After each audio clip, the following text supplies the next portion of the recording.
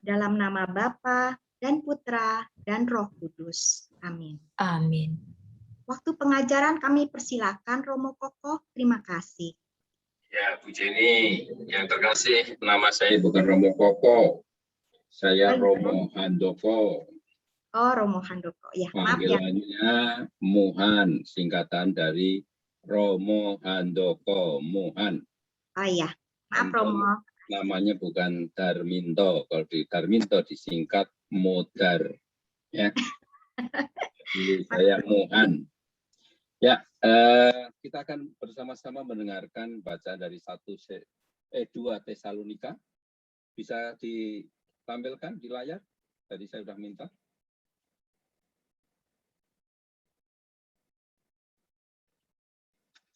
Ya, mari kita akan bersama-sama melihat dan mendengarkan bacaan yang diambil dari Surat Rasul Paulus kepada jemaat di Tesalonika. Kita siapkan hati kita untuk mendengarkan firman Tuhan. Tuhan, terima kasih, buka hati kami agar kami mampu mendengarkan firman-Mu dan firman-Mu menjadi pegangan bagi kami di dalam menjalankan kehidupan kami, sehingga hidup kami mampu menjadi berkat dimanapun kami berada. Demi Kristus Tuhan kami. Amin. Mari para saudara, kita dengarkan bacaan dari Surat Rasul Paulus yang kedua kepada jemaat di Tesalonika. Sebab juga waktu kami berada di antara kamu, kami memberi peringatan ini kepada kamu. Jika seorang tidak mau bekerja, janganlah ia makan. Kamu katakan ini karena kami dengar bahwa ada orang yang tidak tertib hidupnya dan tidak bekerja, melainkan sibuk dengan hal-hal yang tidak berguna. Orang-orang yang demikian kami peringati dan nasihati dalam Tuhan Yesus Kristus, supaya mereka tetap tenang melakukan pekerjaannya, dan dengan demikian makan makanannya sendiri. Demikianlah firman Tuhan. Syukur kepada Allah. Nah, saudara-saudara yang terkasih, sekarang saya akan mengajak kita semua untuk merenungkan tema yang disodorkan oleh panitia kepada saya, yaitu percayalah bagi dunia lewat pekerjaan-pekerjaan yang membawa nilai surgawi. Nah, sekarang di antara kita yang ada di sini semua bekerja ya, atau sudah pensiun ya. Sudah pensiun pun dianggap tetap bekerja ya. Yang jelas dulu kita pernah bekerja. Nah, Bapak Ibu, saudara-saudara yang terkasih, bicara soal bekerja. Tadi Rasul Paulus mengatakan, kalau kamu mau makan, kamu harus bekerja. Dan kita semua orang yang bertanggung jawab pasti bekerja. Ya, orang yang bertanggung jawab. Tapi kalau sudah usianya sudah senja, ya kita sekarang menikmati pekerjaan yang sudah kita lakukan. Nah, ada orang yang memang seperti tadi, dalam bacaan tadi, sengaja tidak bekerja. Kalau orang tidak bekerja, berarti pengangguran, pasti orang itu nggak akan terhormat. Ingat tuh. Maka para suami yang tidak bekerja, kemudian dompleng hidupnya dengan istri yang bekerja, ini suami pasti tidak terhormat tuh. Dan biasanya suami yang tidak terhormat muncul keluar dengan apa? Dengan kekerasan. Ya, suami yang suka mukul istri itu coba lihat. Kadang-kadang kalau kita amati, kita lihat mereka nggak kerja, lalu munculkan kekuasaannya supaya istri takut, maka dia lalu mukulin istri. Ya, padahal tidak bekerja. Nah, ada yang seperti itu. Tapi kita nggak akan membahas soal itu.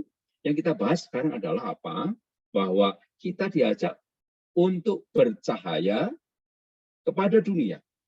Memberikan kesaksian kepada dunia lewat apa? Lewat pekerjaan. Pekerjaan yang mana? Nah, itu pertanyaannya. Maka sekarang kita harus pilih. Kalau kita bekerja, mari kita bekerja yang membawa nilai-nilai surgawi atau pekerjaan yang tidak membawa nilai surgawi. Dan itu nanti tergantung dari bagaimana penghayatan kita. Nah, ada pekerjaan-pekerjaan yang tidak membawa nilai-nilai surgawi. Misalnya, ngerampok. Ya, ngerampok itu kan nggak membawa nilai rohani, nggak membawa nilai surgawi, merampok. Kemudian apalagi pekerjaan prostitusi online. Nah, kemudian apalagi banyak ya kegiatan-kegiatan pekerjaan yang dengan sendirinya sebetulnya itu pekerjaannya tidak mencerminkan atau tidak membawa nilai-nilai surgawi. Maka kalau yang tadi saya contohkan, ya kita jangan milih pekerjaan itu. Perampok misalnya, pencuri, atau sekarang itu kan ada juga toh pekerjaan copet itu sudah profesional toh, ya sudah ada klubnya, sudah ada yang ngajari. Nah, itu kan secara insenya sendiri itu pekerjaan sudah tidak membawa berkat, ya. Maka ya jangan milih pekerjaan yang seperti itu. Maka pilihlah pekerjaan-pekerjaan yang membawa atau ada unsur nilai-nilai surgawi. Sebagai contoh, tadi di sini saya lihat banyak yang dokter. Nah, dokter itu kan pekerjaan yang dengan sendirinya dokter itu memperjuangkan kehidupan. Itulah nilai-nilai surgawi. Tapi tidak semua dokter itu masuk surga. Tidak semua dokter bisa memuliakan, bercahaya.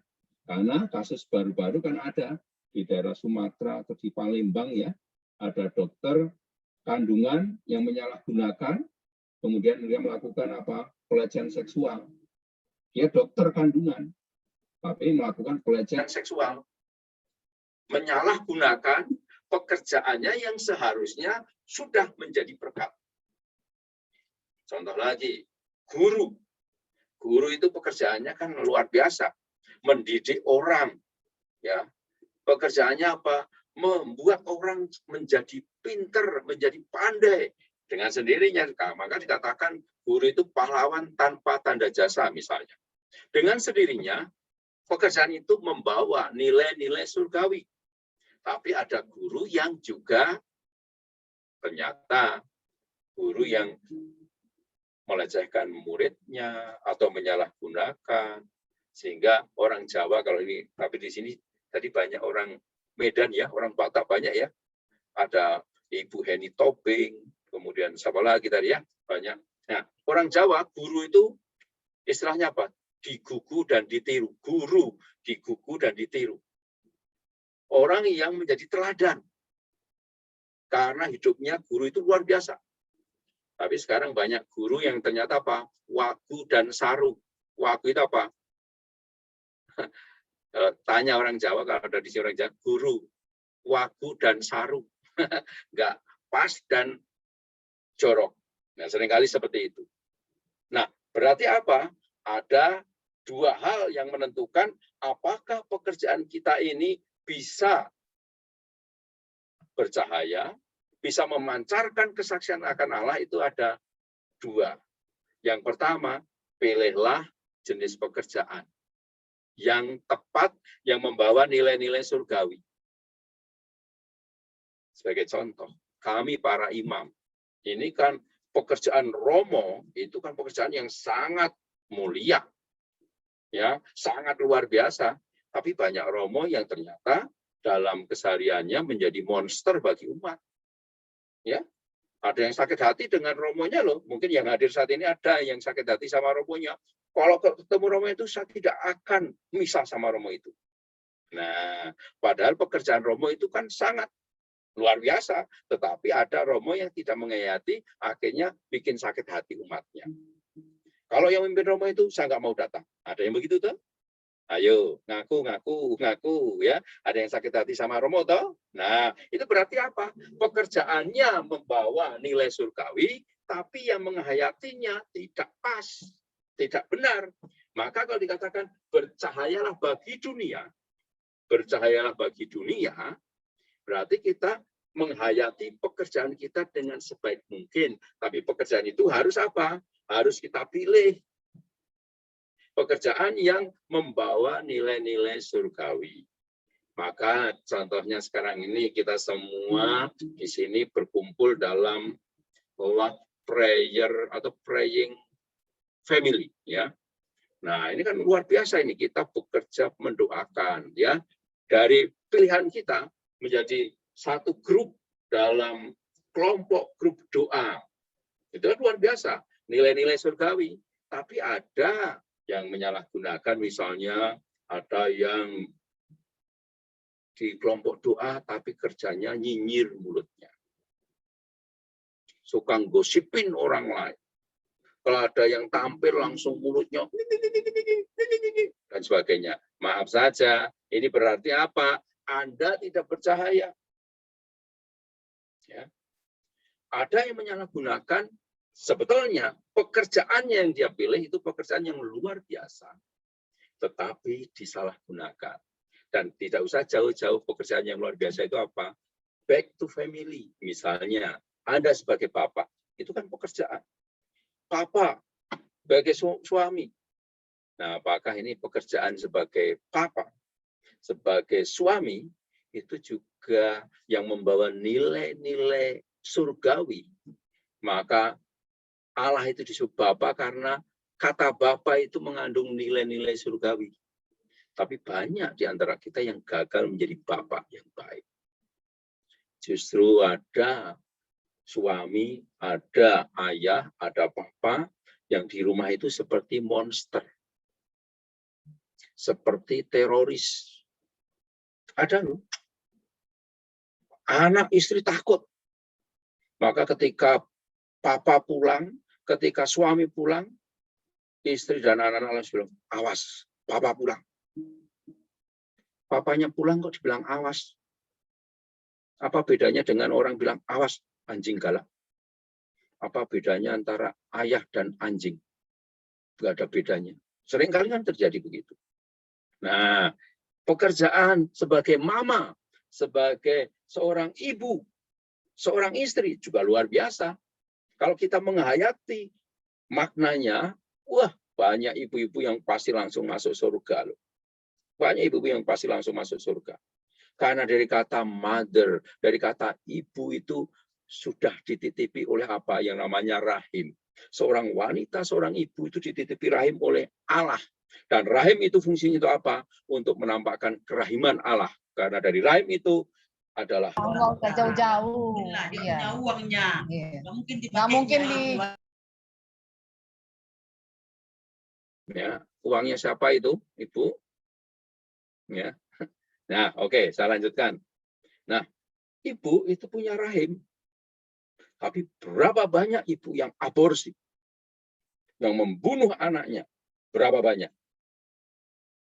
Dan kadang-kadang mereka membunuh dan tidak merasa berdosa loh.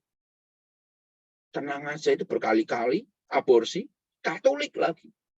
Aktivis lagi. Berarti tanda tanya besar. Jangan-jangan pekerjaan ini tidak menampakkan wajah Allah loh. Nah, ini yang terjadi, Bapak Ibu yang terkasih. Maka saat ini, kalau saya mengajak ada hubungannya dengan nanti kerahiman Allah, kita mari masing-masing dari kita menghayati pekerjaan kita. Tapi ingat, sebelum kita memilih pekerjaan, kita harus tahu hakikat dari yang kita pilih. Pekerjaan apa itu? Kalau saya menjadi seorang imam, pekerjaannya seorang imam itu adalah menguduskan, mengajar. Ya, ini misalnya. Saya harus sadar job desk-nya apa. Kalau saya seorang ibu, job desk-nya apa? Sebagai seorang bapak, job desk-nya apa? Sebagai seorang dokter, job desk-nya apa? Harus jelas, kemudian saya mempertanggungjawabkan itu, dan saya sebagai seorang pribadi menghayati itu, dan kemudian dengan sendirinya akan memancarkan. Memancarkan apa? Memancarkan nilai-nilai surgawi. Kita semakin bercahaya. Ya sekarang ini banyak ya para pemimpin agama, kadang-kadang maaf, mulutnya itu malah menjadi bisa. Tuh? Para penceramah agama itu jelek-jelekin agama lain. Seharusnya dia menjadi pewarta sabda Allah. Tapi banyak di antara kita justru apa? Jelek-jelekin agama lain, merasa yang paling benar. Dan akhirnya yang terjadi di sekitar kita sekarang ini, ya kasus terakhir itu, Paul siapa itu? Chang atau siapa? Ya, itu ramai itu. Karena apa? Dia juga merasa agamaku dihina kok. Aku sekarang menghina. Gantian dong. Para pimpinan yang seharusnya menjadi berkat, tetapi malah menjadi apa? Teroris. Menjadi apa? Monster. Nah ini jangan-jangan pekerjaan yang kita lakukan itu kemudian kita salah gunakan. Sebagai contoh yang lain lagi, misalnya pekerjaan menteri, kemudian pekerjaan anggota DPR, itu kan sangat mulia. Dikatakan Dewan DPR itu singkatannya apa ya? Lupa saya. Dewan, pokoknya itulah DPR, saya lupa loh. Wakil rakyat, Romo. Itu ya, berarti saya perlu Pancasila lagi nih ya. Nah, DPR itu kan sangat luar biasa. Dia mewakili rakyat, membela kepentingan rakyat. Tapi yang terjadi apa? Banyak anggota DPR yang mulutnya nyinyir. Nggak usah saya sebut, Anda udah tahu. Ya, itu misalnya. Kemudian banyak yang korupsi. Berarti apa? Menyalahgunakan. Akhirnya apa? DPR dikatakan menjadi tempat apa? Sarang para koruptor. Tidak bercahaya. Karena apa? Menyalahgunakan. Kemudian menteri, ya berapa ditangkap tangan tuh. Itu semua. Itu menunjukkan apa? Pekerjaan mereka, seharusnya pekerjaan itu sudah menunjukkan nilai-nilai surgawi, tetapi tidak dihayati dengan benar. Maka menjadi sebuah pertanyaan, sejauh mana saya mengimani Tuhan yang ada dalam diriku, kemudian Tuhan yang ada dalam diriku itu kemudian ku ekspresikan di dalam apa? Penghayatanku lewat pekerjaan yang saya lakukan. Ya. Begitu banyak kita bertemu dengan dokter-dokter yang luar biasa karena dia menghayati pekerjaannya, betul-betul membela yang sakit, memperjuangkan kesembuhan. Saya sendiri ingat waktu saya sakit, ya Bapak Ibu yang terkasih, saya ini hampir mati loh saya ya, karena COVID-19. Jadi saya 34 hari di rumah sakit saya. 2 minggu saya di ICU. Dan saya ditangani dokter itu, dia dengan APD lengkap, lalu perawat. Saya ketika keluar dari ICU, saya mengungkapkan isi hati saya di depan para perawat dokter. Saya sampai nangis loh. Saya bilang terima kasih para perawat, Anda luar biasa. Karena Anda saya hidup. Terima kasih. Perawat ini betul-betul bercahaya.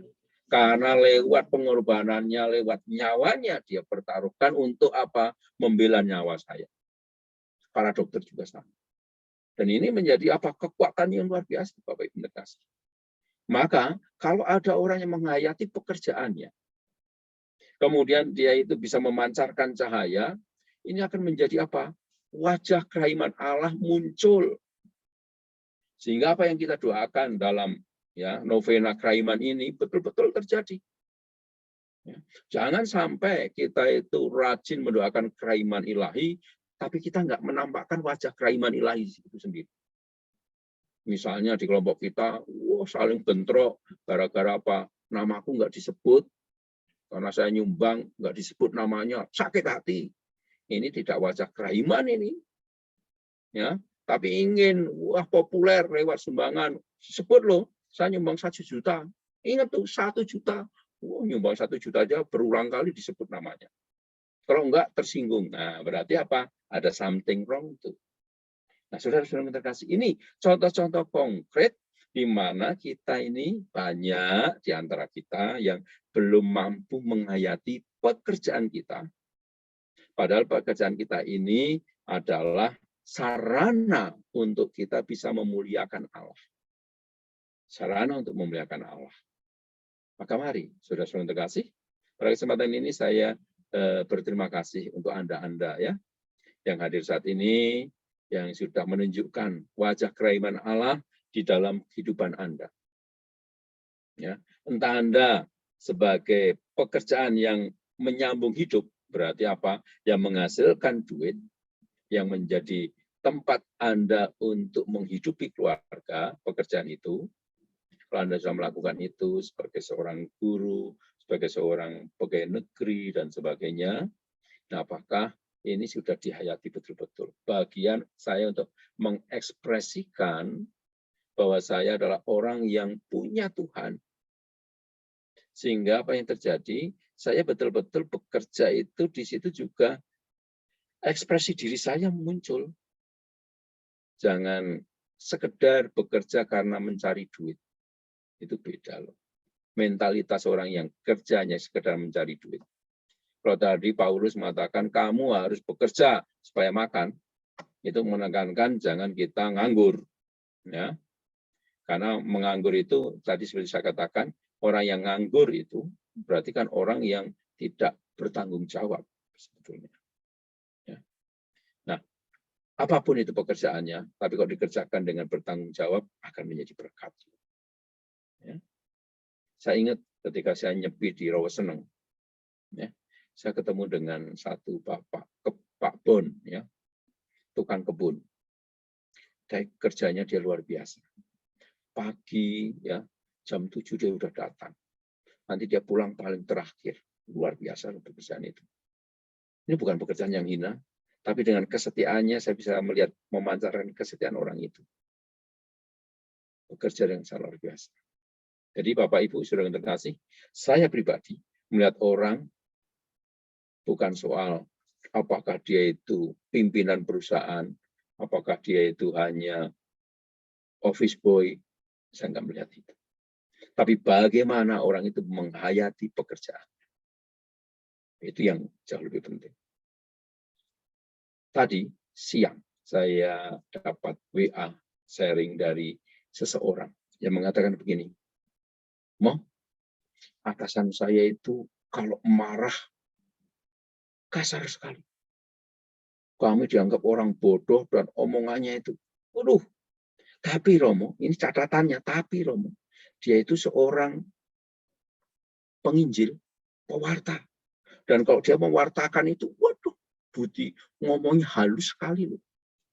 Wah, pokoknya dia dikenal mewartakan firman Tuhan itu. Wah, jos gandos, mantap sekali. Tapi di perusahaan dia kayak monster. Kok bisa ya saudara dengan terkasih? Dua pribadi. Satu, ketika dia jadi pewarta, dia begitu lembut, begitu bagus. Di pekerjaan, dia menjadi monster. Kok bisa memainkan peran yang seperti ini? Seharusnya, kalau dia seorang pewarta, dia harus apa yang diwartakan, dia mengalami cinta Allah, itu harus dibawa di dalam perusahaan, di mana dia memimpin. Ini saudara yang terkasih. Jangan kita membeda-bedakan, wah ini pekerjaan di rumah Tuhan, saya gini. No, kita menyatu, saudara. Ya, menyatu pekerjaan itu dihayati oleh siapa? Saya yang mengenal Tuhan. Ini yang penting. Saya mengenal Tuhan, maka saya harus apa? Meletakkan Dian itu di atas. Aku harus menjadi terang, aku harus menjadi garam. Itu. Sehingga betul-betul aku bersaksi. Hari ini dalam liturgi bacaan pertama bicara tentang apa? Tentang Saulus yang bertobat menjadi Paulus. Nih, kita lihat bagaimana pertobatan Saulus. Dia pekerjaan awal apa, saudaraku? Pekerjaannya kan monster dia. Teroris dia, ngejar-ngejar murid Yesus, bahkan membunuhnya. Ini pekerjaannya. Dan dia pada waktu itu merasa benar karena ini dapat tugas dari pimpinan orang Yahudi untuk ngejar Yesus. Untuk ngejar murid-murid Yesus, untuk membunuh. Tetapi ternyata pekerjaan yang dipilih oleh Saulus ini dikoreksi oleh Tuhan. Saulus, pekerjaanmu salah. Kamu bukan ngejar-ngejar Tuhan, tapi kerjaanmu apa? Mewartakan Tuhan. Dan akhirnya apa yang terjadi? Saulus mendengarkan. Sehingga dari seorang teroris, seorang monster, itulah Saulus berubah menjadi seorang honor, orang yang terhormat karena mewartakan Tuhan. Nah, saudara-saudara yang terkasih, Anda bisa menjadi orang terhormat. Dan pasti bisa. Karena dasarnya Anda dan saya sama. Kita the image of God. Kita gambarnya Allah. Ya, kita ini dicipta sebagai gambarnya Allah loh. Maka kita punya potensi untuk seperti Allah. Bukan berarti kita Allah, seperti Allah. Maka Allah disebut maha baik, kita pasti juga bisa menjadi orang baik. Kalau Allah disebut maha pengasih, kita bisa mengasihi orang. Kalau Allah disebut maha pengampun, kita bisa mengampuni. Maka disitulah kita akan menjadi terhormat. Tapi seringkali kita enggak menunjukkan itu, saudara. Maka mari kita mencontoh Paulus yang sekarang dia betul-betul menghayati pekerjaannya, menjadi pewarta, menjadi orang yang mewartakan Yesus yang bangkit, dan dia betul-betul hidupnya menjadi berkat untuk orang lain. Sehingga dia menjadi orang yang terhormat. Saya yakin Anda adalah orang-orang yang terhormat. Kalau Anda menghayati pekerjaan Anda, status Anda, dan kemudian Anda sebagai muridnya Yesus, hayati itu di dalam keseharian kita. Maka tadi saya tekankan back to family, status dalam keluarga. Ayo kita hayati sekarang. Ya, status kita dalam keluarga. Kalau saya sebagai suami, sebagai istri, sebagai papa, sebagai anak, tolong dong kita menghayati peran kita. Sehingga kita betul-betul menjadi berkat, kita bisa bercahaya. Itu, lihat. Di kelompok ini tadi saya lihat banyak orang-orang sepuh yang sudah tua. Saya lihat, ya, ada orang tua sekarang yang banyak stres karena anaknya kurang ajar. Ya, pas tua langsung ditawari, Pak, Ma, memilih panti jumbo mana? Banyak anak-anak model begitu tuh sekarang.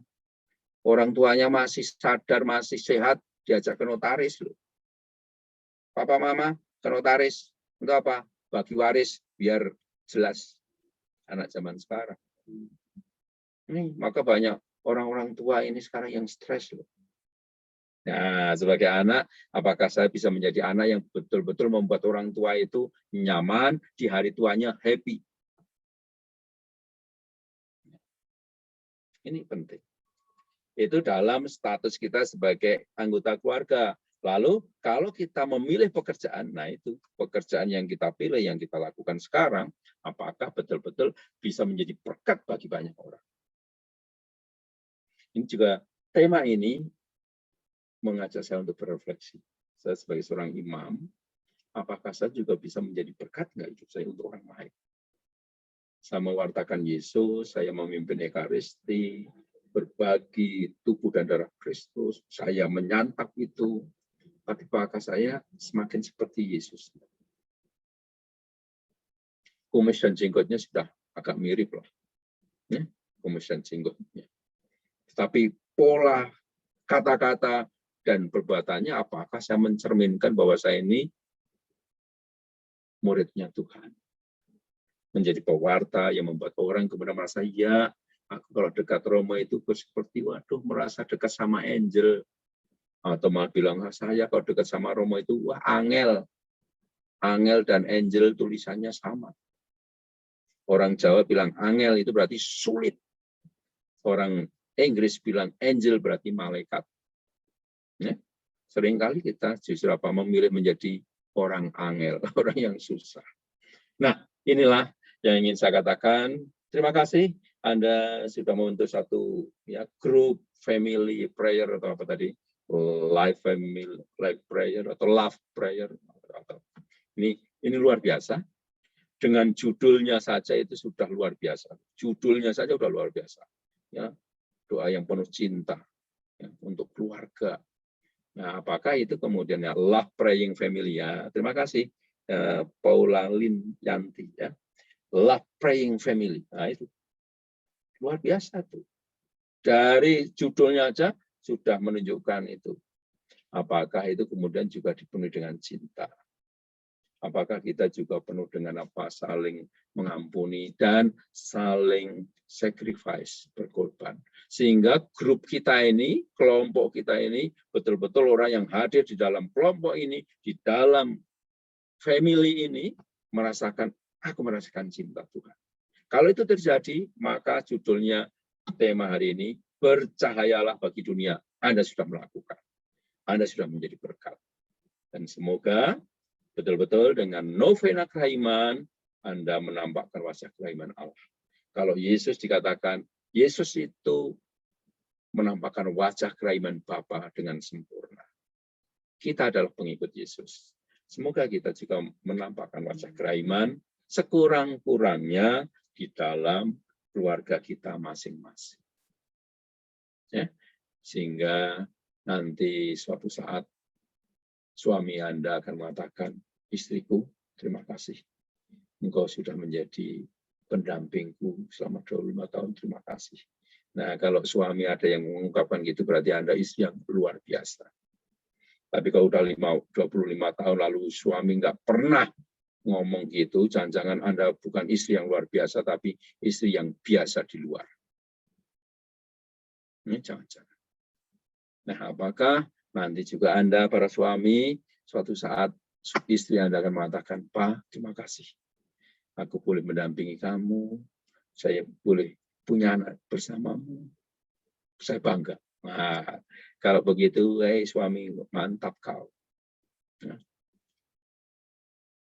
jangan sampai ya banyak istri-istri yang menderita, hancur, ya, karena nikah. Kan banyak istri-istri yang sekarang ini ketawa aja selalu telat. Kalau ada istri-istri yang ketawa telat, itu tanda-tanda stresnya berat. Senyumnya telat. Itu. Atau senyumnya pendek. Udah. Itu istri yang stres banyak. Nah, ini dari keluarga, dari kita semua. Ini yang ingin saya katakan kepada Anda sekalian, Bapak Ibu Saudara yang terkasih, mari kita belajar dari Yesus yang menjalankan perannya sebagai anak, tapi sekaligus membawa Bapa sehingga dia menambahkan wajah kelahiran ilahi. Semoga kita juga sama, Anda menambahkan wajah kelahiran ilahi dengan pekerjaan Anda, dengan status Anda. Tuhan memberkati kita. Terima kasih. Terima kasih Romo Handoko atas pengajaran dan renungannya yang indah. Izinkan saya sedikit untuk merangkum yang tadi Romo Handoko ucapkan. Yang pertama adalah pilih pekerjaan yang membawa nilai-nilai surgawi, di mana menampakkan wajah Allah atau kerahiman ilahi, dan menghayati pekerjaan itu dengan sebaik-baiknya. Kita harus memulainya dari keluarga dan pekerjaan. Kemudian yang patut dicatat adalah pekerjaan adalah sarana untuk memuliakan Allah. Pekerjaan yang bertanggung jawab akan mendatangkan berkat. Dan kalau kita mengenal Allah, kita harus menjadi terang dan garam, sehingga kita bisa menjadi saksi Allah dalam masyarakat kita. Demikian Romo Handoko. Ada yang perlu ditambahkan lagi, Mo? Ada yang Terima kasih, sudah 30, cukup tuh 30 menit ya. Makasih Romo. Ya. Untuk malam ini kita mendapat kehormatan untuk mendengarkan sharing dari dua orang ibu, yakni Ibu Dr. Swani dan Ibu Marta Meta yang merupakan Ketua Kerahiman Ilahi Medan. Untuk Dr. Swani, kami persilakan Bu Dokter untuk sharingnya. Terima kasih. Selamat malam Romo, selamat malam Ibu Ini, selamat malam semua. Terima kasih ya Romo untuk renungannya yang begitu gamblang dan jelas. Saya ingin menyapa Ibu Regina, selamat malam Ibu Regina. Selamat malam Bu Swani. Selamat malam Ibu Cynthia. Ibu Cynthia, selamat malam. Ya, selamat malam, Bu. Iya. Dr. Swani. Iya, you are the reason I came here. Thank you, thank you.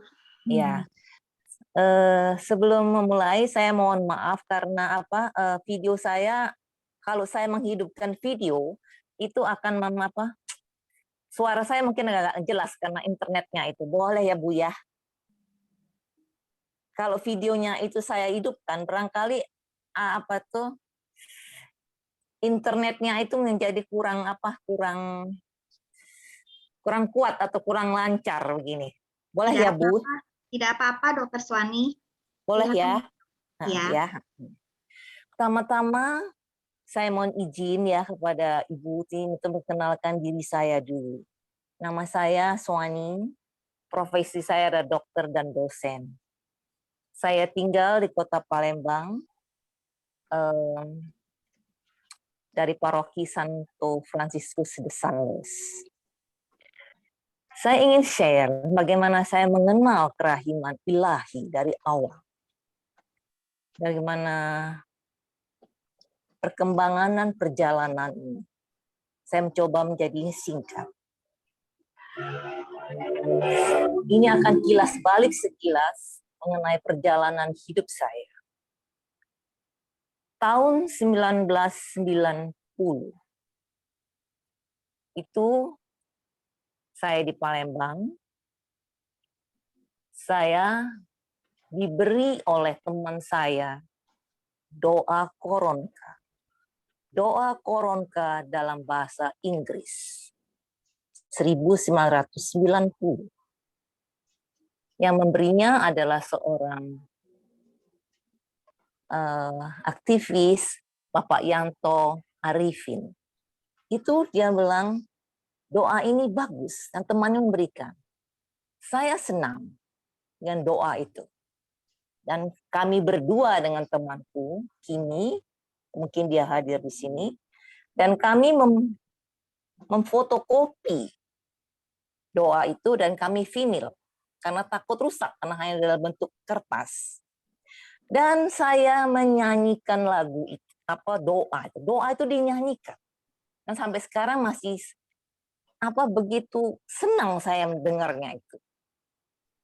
For the sins of your passion, have mercy on us and Lord.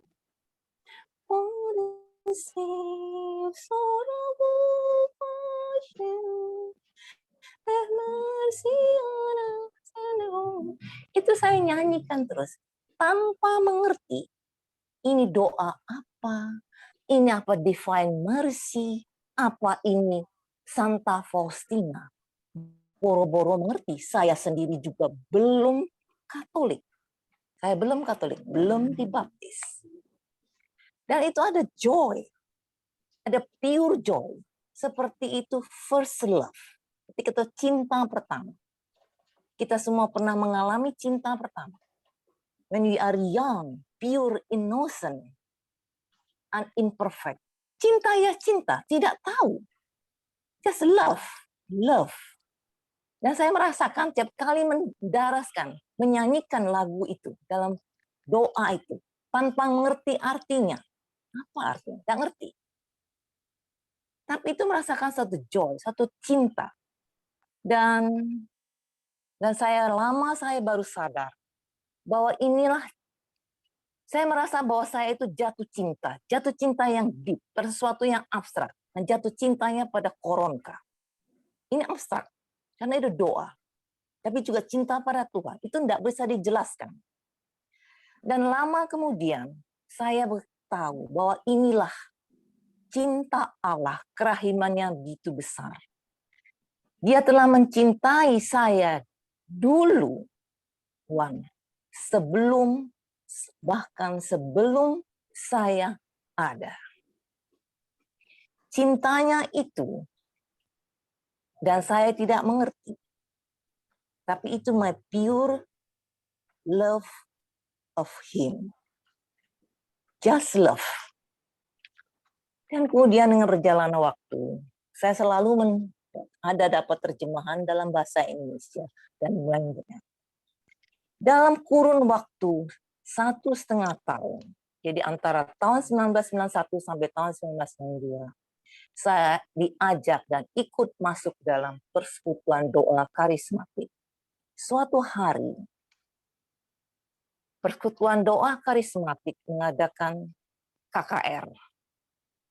Dan KKR itu ada pencurahan Roh Kudus dan ada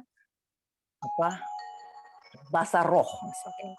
Dan selalu dalam session itu selalu ada pengakuan dosa. Dalam pengakuan dosa, saya belum Katolik. Saya tidak tahu tata cara Katolik pengakuan dosa, tidak tahu, sama sekali tidak tahu. Dan ada yang diarahkan, ada banyak, waktu itu masih di paroki San Yosef, gereja lama. mungkin ada dari sini, dari Palembang, dan mengerti bagaimana situasi gereja Santo Yosef zaman itu. Kita menggunakan yang belakang. Jadi ada banyak Romo yang akan menerima pengakuan dosa.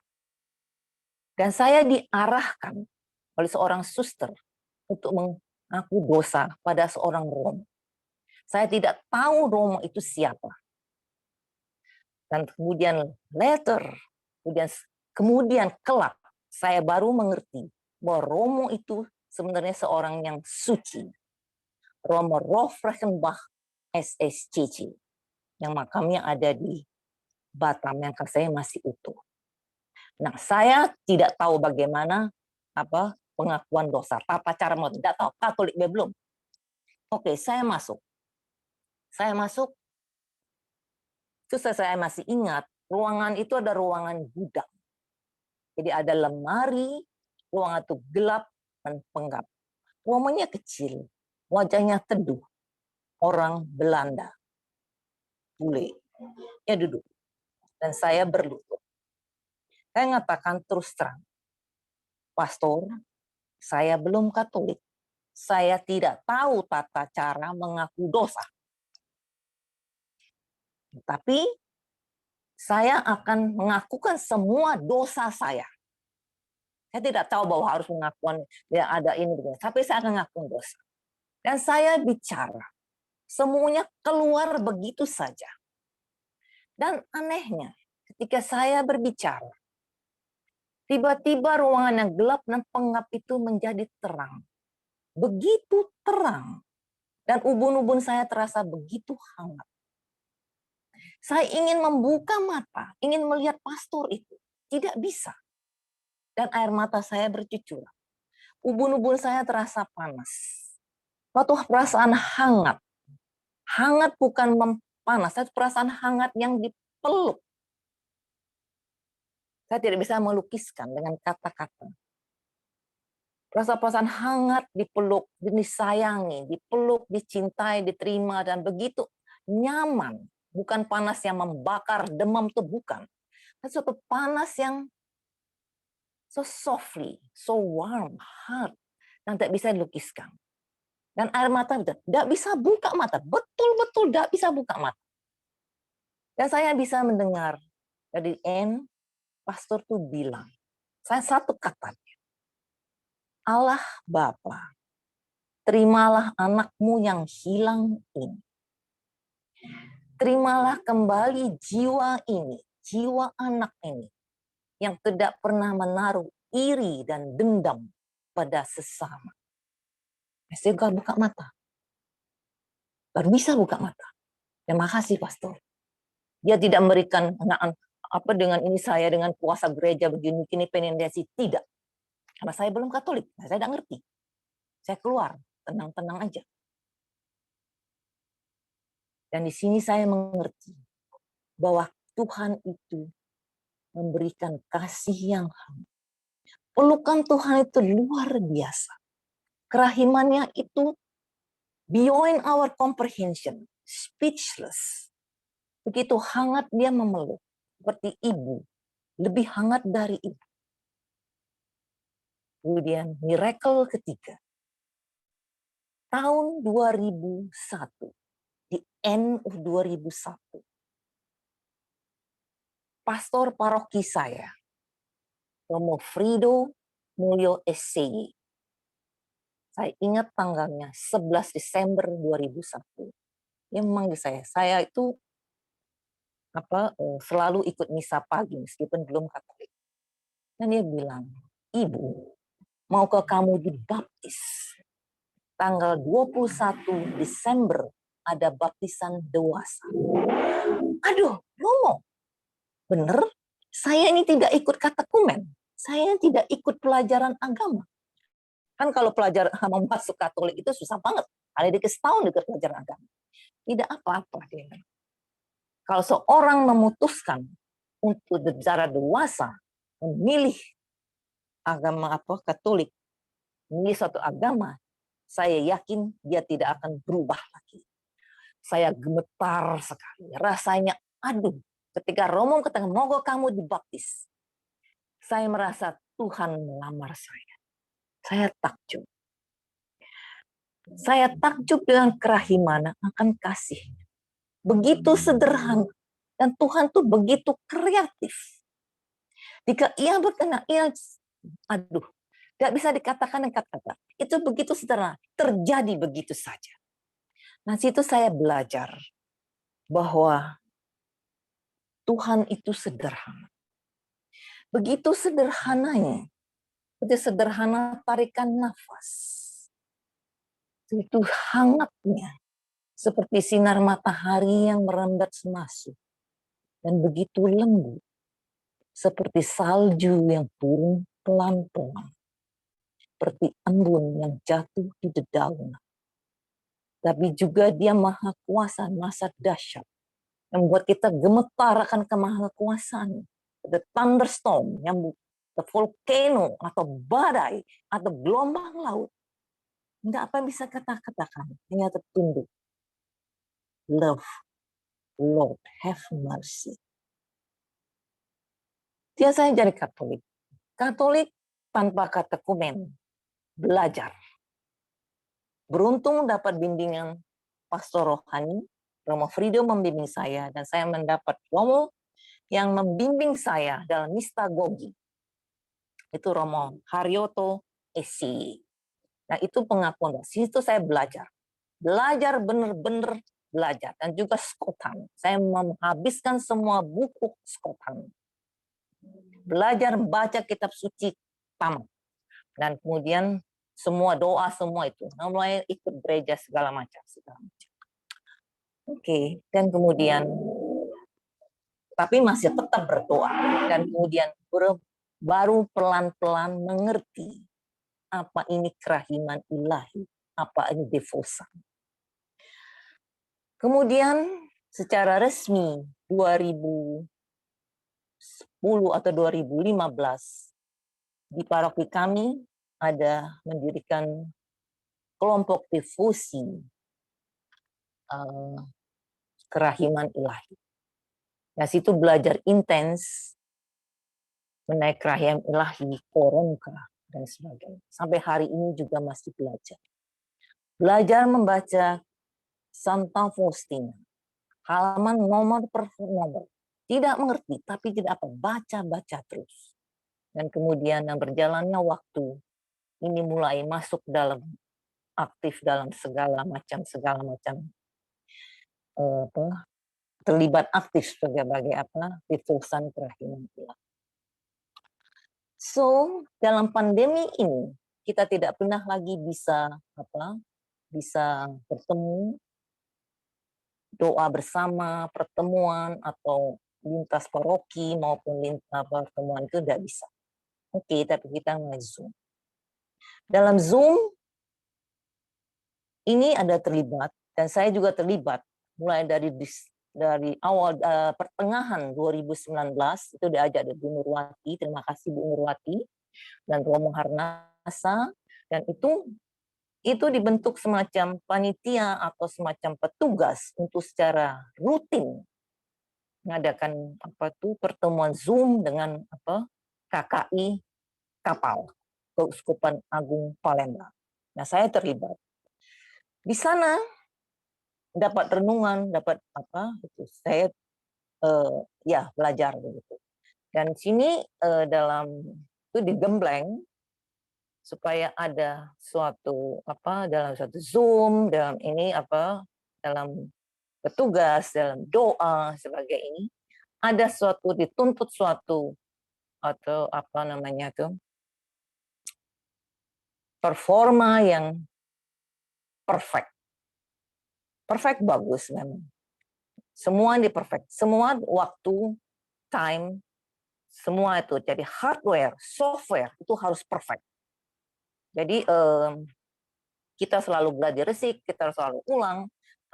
Semua tone, nada, potongan, semua harus perfect. Doa harus perfect. Waktu, time, sekian menit. Potongan semua harus perfect. It is okay. Kita memang dituntut berusaha untuk memberikan yang terbaik, the best for the Lord. It's okay. Saya tidak tidak ingin menghakimi atau judge, tapi ini pendapat pribadi ya. Tapi itu memang kita berusaha untuk memberikan the best.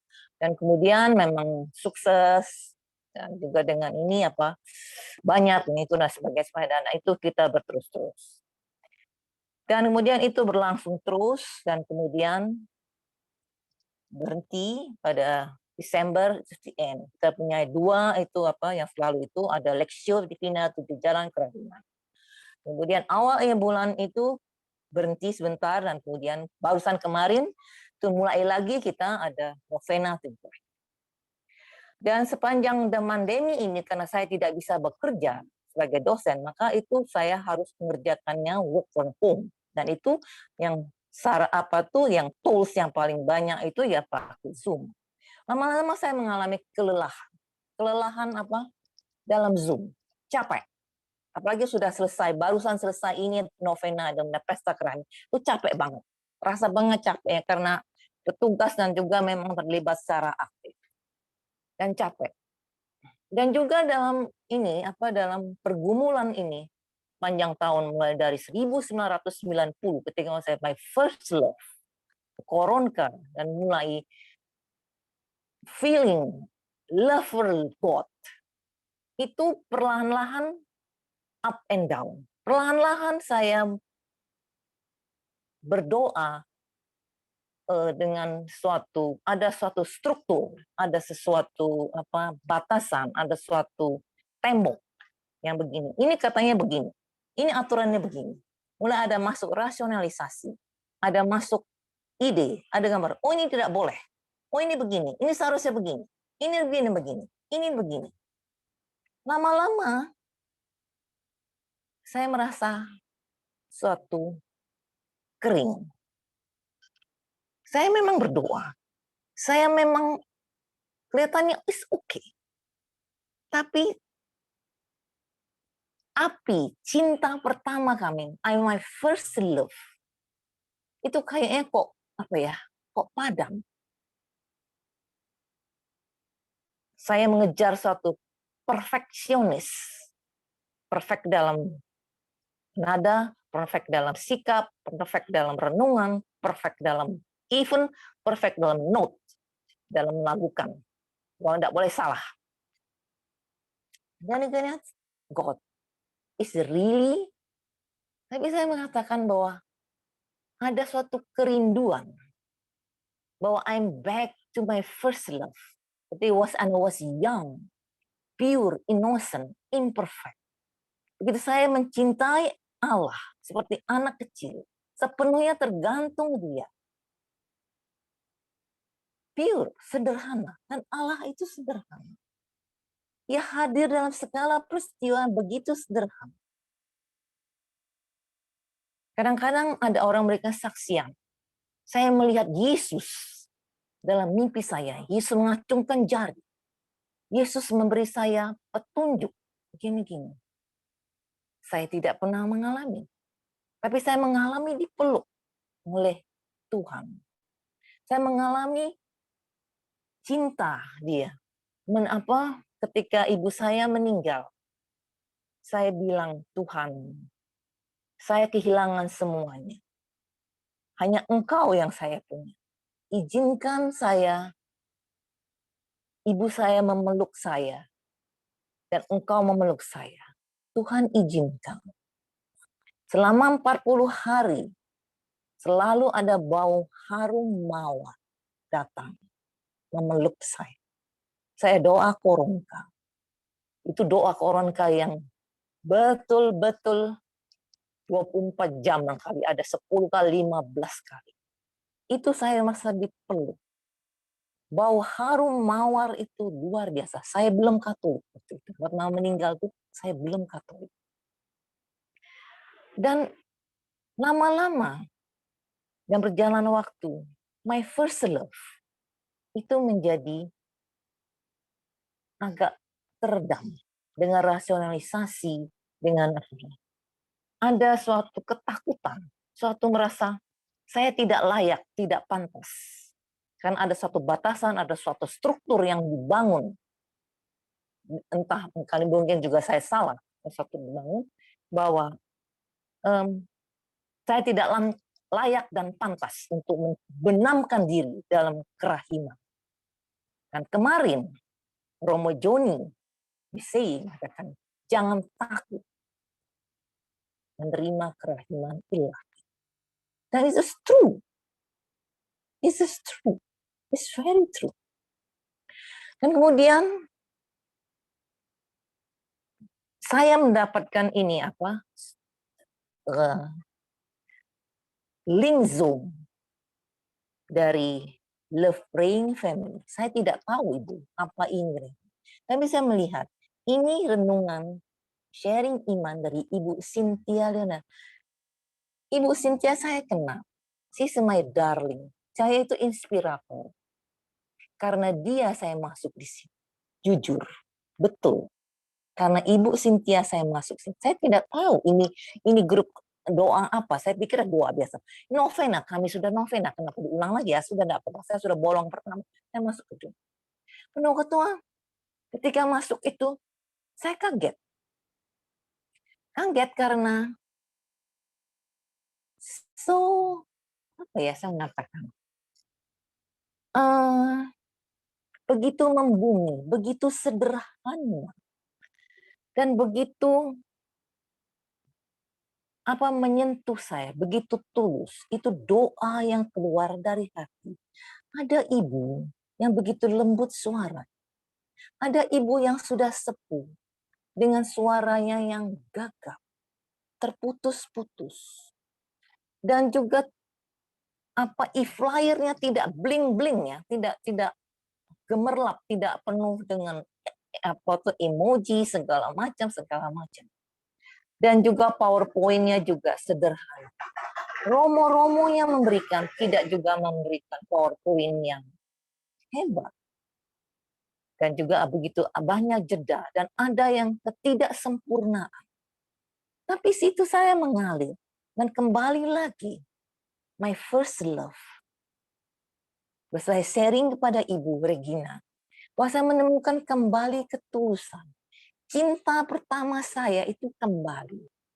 Saya menemukan kembali satu cinta yang ya benar-benar grup ini membawa saya kembali pada cinta. Cinta yang tidak bersyarat, cinta yang penuh, cinta Allah seperti yang mendekap pada rahimnya seperti ibu. Tidak memperdulikan apa kamu perfect atau tidak, kamu layak atau pantas, apakah kamu berdosa atau tidak. Itu direngkuh. Begitu murni, begitu ya pure. Nah, saya bilang sama Ibu Regina, waktu itu saya hanya chat. Dan bilang itu berkesaksian. Karena kemarin saya bilang, saya itu off, karena saya tidak bisa join, karena saya harus ada KKI kapal kami yang siap untuk hari Kamis. Ibu kasih kesan, oke saya bilang. Dan saya ini yang akhirnya mengatakan bahwa grup ini sungguh luar biasa. Seperti Romo katakan, Love Praying Family. Dengan ini kesaksian saya, bahwa ini sungguh-sungguh membawa kembali api saya. Saya kembali lagi menjadi anak kecil yang kembali lagi mencintai my first love. Mana Tuhan sepenuhnya saya itu bisa berkata bahwa Yesus, Engkaulah andalanku. Dan saya bisa berdoa lagi dengan joy, dengan tanpa rasa khawatir bahwa saya imperfect, bahwa saya mungkin salah ucap, mungkin saya intonasi salah, mungkin note saya salah, nada suara saya salah. Dan itu, terima kasih. Sekian Ibu Yeni, sekian Romo, sekian Ibu Cynthia. My prayer to you, God bless you, my darling. Wow, terima kasih Ibu Dr. Suwani. Sharing yang betul-betul luar biasa dan keluar dari dalam hati Ibu Suwani sendiri. appreciate it. Karena waktu sudah cukup larut, kami mohon maaf untuk Ibu Marta Meta. Mungkin sharingnya bisa untuk besok, untuk setelah renungan novena hari. Aduh, saya mohon maaf kalau saya mengambil waktu terlalu panjang, Ibu Yeni. Mohon maaf, Ibu. Tidak apa-apa, Ibu. Kita senang sekali dengan sharing dari Ibu Dr. Suwani. Mohon maaf, Ibu. Ya, nggak apa-apa. Mohon maaf, Ibu Meta. Nggak apa-apa, Dokter Suwani. Nggak apa-apa. Terima kasih banyak, Dr. Suwani. Sangat touching dia punya testimoni. Terima kasih. Ibu juga banyak mengajar saya. Dimulai dari AAKOM, saya sangat tersentuh. Itu merupakan poin saya. Itu merupakan titik balik saya. Betul, Ibu. Ibu yang mengundang saya untuk formation retreat. Di sana saya merasakan begitu indahnya kerahiman Allah. Betul, Ibu. Sampai hari ini, saya selalu kangen pada Ibu, kangen pada Merin, pada Molly, pada Doris, pada Anne, semuanya. Dan terutama pada Monsignor Santos, Father Pro, dan Mat.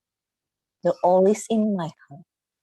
Thank you so much. Okay. I'm crying, sorry. Ya, kita masih di dalam grup doa bersama. Makanya ini aku bilang, ini satu nggak tahu kenapa tiba-tiba saya masuk. But you are the reason. I want to see you. I want to see you. I want to hear you again. Dan itu saya katakan pada Ibu. This is back again. My first love. My first love dengan Koronka. Itu lucu sekali. My first love. Dan itu so pure, so innocent. I'm sorry, I'm crying. Thank you. All for His glory. Thank you, Dr. Suwani.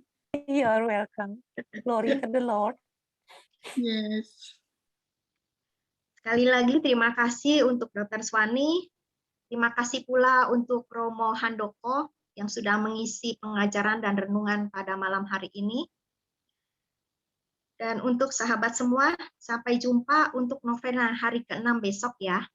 Kita mendengarkan sharing dari Ibu Marta Meta. Dan sebagai penutup, kami minta Romo Handoko untuk berdoa penutup sekaligus untuk memberikan berkat kepada kami semua. Terima kasih, Romo. Terima kasih, Jenny. Bapak, Ibu, saudara yang terkasih, mari kita tutup novena kita. Dan sekali lagi terima kasih Dr. Suwani yang sudah memberikan sharingnya dan meneguhkan saya sebagai seorang imam juga diteguhkan dengan pengalaman sebagai seorang umat yang begitu luar biasa yang membuat kita diteguhkan pasti yang mendengarkan pada malam hari ini. Kita tutup dengan doa dan berkat. Bapak yang berkasih, puji syukur kami aturkan kehadirat-Mu karena lewat novena kami pada malam hari ini, Engkau telah menyapa kami dan menunjukkan betapa Engkau mencintai kami. Engkau tidak membiarkan kami berjalan sendiri, tetapi Engkau selalu mendampingi sebagaimana Engkau mendampingi para murid yang kehilangan arah, 2 murid Emmaus, kemudian para murid yang kembali menjadi nelayan. Tidak Kau biarkan mereka, tetapi Kau tangkap lewat penampakan, dan Kau tuntun, Kau arahkan, dan akhirnya mereka menjadi saksi akan kebangkitan.